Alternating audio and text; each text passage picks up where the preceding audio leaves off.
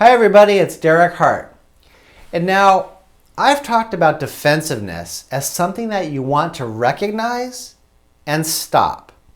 Even with all the frustrations that you still have together, defensiveness is the virus that eats away at your conversations and ultimately wrecks your sense of safety with each other.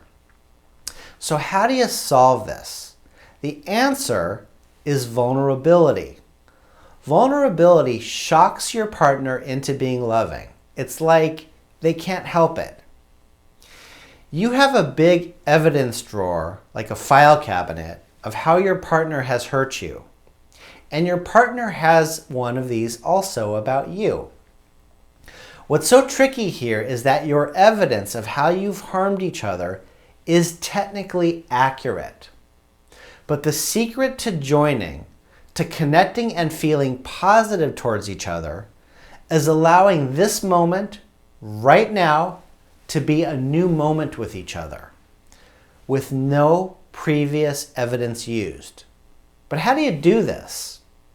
You do this with vulnerability. It's the only way.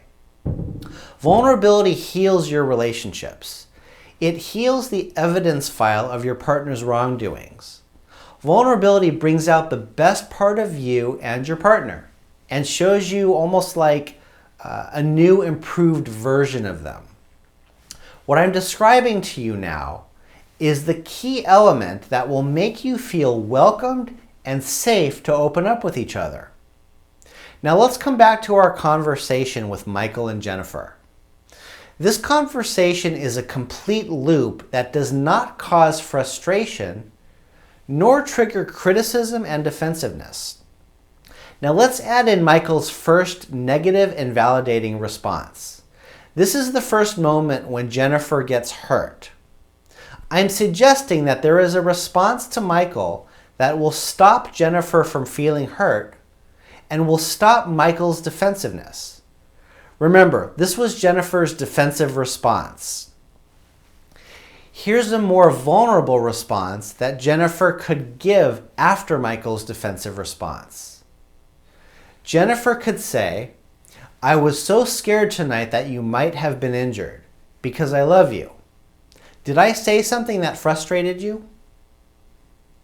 You might have noticed that Jennifer is taking a tremendous amount of responsibility here, even though Michael was defensive. This is a powerful way to interrupt a potential argument. It might not feel fair for a moment, but this is a masterful way to reconnect.